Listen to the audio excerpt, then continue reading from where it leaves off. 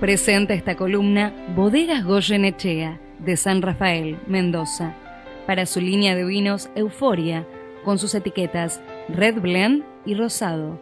Conoce más de sus vinos en www.facebook.com/Bodegas Goyenechea.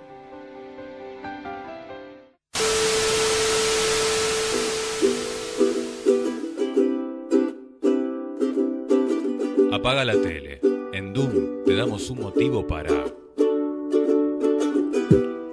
En Doom te damos un motivo para que si todavía quedaste con ganas de leer más acerca del Mundial y de algunos de los equipos que han participado en este Rusia 2018, conozcas dos libros. Uno que se llama Montevideo, la ciudad del fútbol, historias de barrio, clubes, canchas y estadios. Y creo que este te va a interesar mucho más porque es la era Tavares. Tenemos en línea al periodista uruguayo Luis Prats, que a todos, creo que todos los argentinos, después de la eliminación de Argentina, nuestro segundo corazón estaba puesto en Uruguay. Luis, muchas gracias por esta comunicación telefónica. Graciela Soto y el equipo de Dame un Motivo le da la bienvenida. ¿Cómo está? Bien, muy bien, muchas gracias por la invitación. Es un gusto hablar con ustedes. Bueno, Luis, ya no hay equipos latinoamericanos que nos representen, como bien dije hace un instante. Argentina tenía toda la ilusión de seguir a través de Uruguay. Pero bueno, la era Tavares, ¿qué nos puede contar acerca de ese libro y por qué eligió este referente? Bueno, porque explica en gran medida la actuación de Uruguay en este mundial, en los mundiales anteriores, las clasificaciones para 3 Copas del Mundo seguidas. Hay que tener en cuenta que después de que Uruguay perdió su puesto de primacía en el mundo del fútbol, que lo tuvo hasta los años 50, le resultó muy difícil competir, porque bueno, es un país muy chico, tiene tantos habitantes como jugadores federados en Alemania, por ejemplo, ¿no? Entonces se le vuelve mucho más complicado competir en un fútbol súper profesionalizado, muy tecnificado como es el de ahora. Y en ese sentido, la selección uruguaya durante muchos años compitió con su glorioso pasado, es decir, nunca pudo estar a la altura de lo que había sido, y eso era una mochila muy pesada, y también había problemas de organización, egos desorbitados de los jugadores, problemas en ese sentido que determinaron que Uruguay faltara a varias Copas del Mundo después de 1974, ¿no? Empezando por la de Argentina, 78, ahí tan cerca que no pudimos ocurrir. Y todo eso empezó a solucionarse a través del trabajo que hizo Tavares, que desde que asumió en la selección en marzo de 2006 ya tenía un proyecto de trabajo muy, muy claro, muy específico, que era promover todo el sistema de la selección a través de las selecciones sub-15, sub-17, sub-19, y a partir de ahí conocer a los jugadores, lograr que ellos pusieran compromiso con el equipo, y bueno, los resultados están a la vista, ¿no? Es cierto, Uruguay no tiene, salvo algunas pocas figuras, la constelación de astros que puede tener Francia hoy, o Brasil, sin ir más lejos, pero sabiendo bien lo que tenía que hacer, pudo llegar hasta los cuartos de final del Mundial.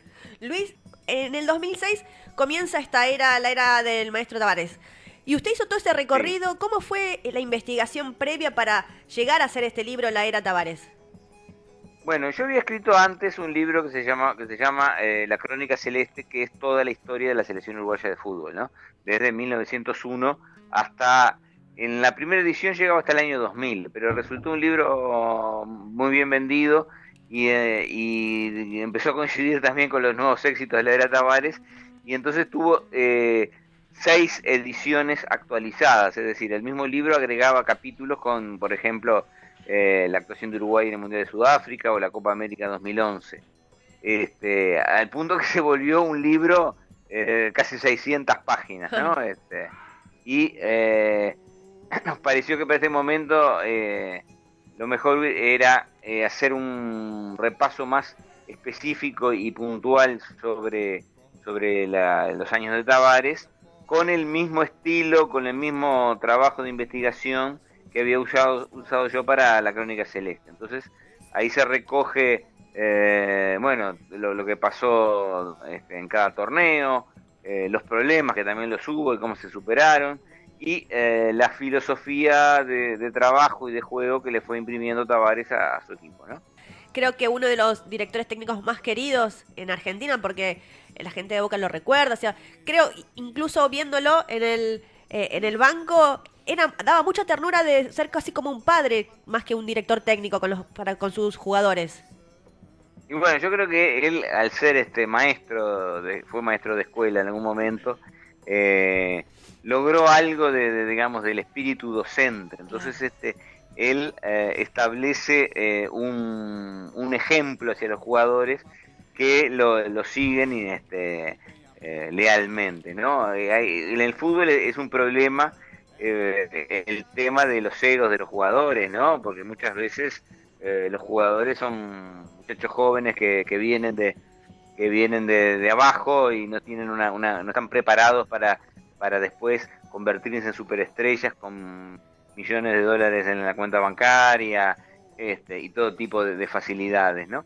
Y entonces a veces resulta, y más en las elecciones, ¿no? Resulta muy difícil administrar todo eso, ¿no? Claro. Entonces, incluso en el fútbol uruguayo pasó, como te decía antes, en las elecciones, los jugadores que venían de Europa tenían sus manías, tenían sus caprichos, y Tavares, con el ejemplo, y también porque lo fue seleccionando desde muy jóvenes, y fue buscando jugadores que tuvieran el perfil ese de seriedad, de compromiso, de respeto, logró ser un verdadero conductor y que los jugadores lo sigan fielmente, ¿no? Luis, usted está ahora en estos momentos en Uruguay. ¿Cómo ve usted ahora al espectador uruguayo con esta derrota? La saben derrota, la saben triunfo. Acá en Argentina estamos muy cerca. Usted sabrá bien que inmediatamente ya se quiere echar a todo el plantel, a toda la dirigencia. ¿Qué pasa en Uruguay? ¿Cómo se maneja estos amores y pasiones? No, yo te diré que lo que está pasando en Argentina fue lo que pasó en Uruguay después del Mundial de 1986, o el Mundial de 1990, o el de 2002, ¿no? Cuando se fue con muchas expectativas y se terminó en fracaso, ¿no? En este caso es diferente porque se valora todo lo hecho. Digamos, en Rusia, Uruguay ganó los primeros 4 partidos, tuvo buenas actuaciones, no fue un equipo brillante porque no tiene jugadores capaces de hacer ese fútbol preciosista y veloz que hace, por ejemplo, Francia, pero le ganó al local por 3 goles y después le ganó el campeón europeo, que no es poca cosa, ¿no? Y bueno, la gente valora ese esfuerzo y sabe que si no se pudo más es porque no el rival fue mejor, ¿no? De cualquier manera, las expectativas eran muchas. Había mucha gente que pensaba que Uruguay podía ser campeón o que podía colocarse entre los 4 primeros, ¿no? Pero creo que en general hay conformidad porque se sabe que, bueno, se dio todo lo que se podía dar. Luis, ¿está preparando algún otro libro? En este momento estoy trabajando con una serie, yo trabajo en el diario El País, que cumple 100 años este año. Entonces estoy preparando una serie de fascículos, libros, con la historia uruguaya y mundial durante estos 100 años, con mucha referencia al diario El País. Entonces eso me está llevando casi todo el tiempo. Y bueno, y también, bueno, también me había olvidado, seguramente antes de fin de año saque un libro infantil, porque otro de mis aficiones es escribir libros para niños. En este caso era un libro que ya estaba escrito hacía tiempo, lo tenía en la editorial y decidió publicarlo ahora, ¿no? Eran libros que en su momento tenían una base de fútbol, ¿no? Porque el primero era Vamos al Mundial Brasil 2014, que es una historia de unos escolares, una historia ficticia, por supuesto, de unos escolares que iban al Mundial de Brasil a ver Uruguay. Y bueno, como tuvo mucha repercusión, hice como una segunda parte que era la figurita más difícil del mundo, a propósito de la locura que les viene a los niños y a los no tan niños con las figuritas del mundial, ¿no? Este tercero no va a tener nada que ver con fútbol, pero más o menos sigue con los mismos personajes.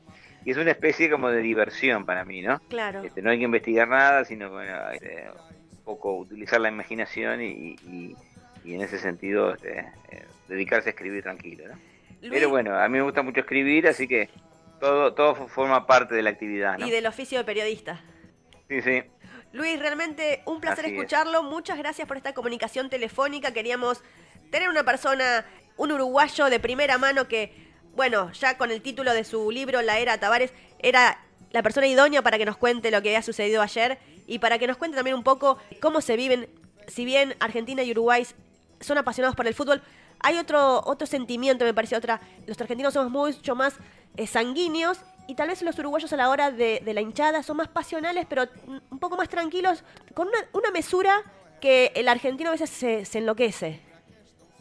Sí, puede ser, pero mirá que por experiencia te digo que la reacción de la gente cuando a Uruguay no le iba bien en los mundiales era muy parecida a la de Argentina de ahora. Quizá no había tanto exitismo en el sentido de pensar que iban a ser campeones del mundo como mucha gente pasó en Argentina. Yo notaba en este mundial que había periodistas que decían que después del partido Argentina-Croacia que Argentina era un desastre. Claro. Y después que Argentina se clasificó ganando a Nigeria, escuché decir, bueno, ahora que pasamos somos candidatos para ganar el mundial.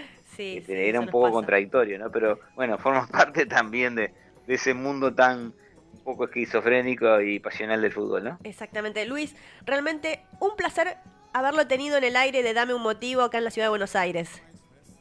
Bueno, un gusto para mí y cualquier día a las órdenes y si quieren volver a charlar, acá me encontrarán. Muchísimas gracias. Saludos para todos. Muchas gracias. Hasta luego.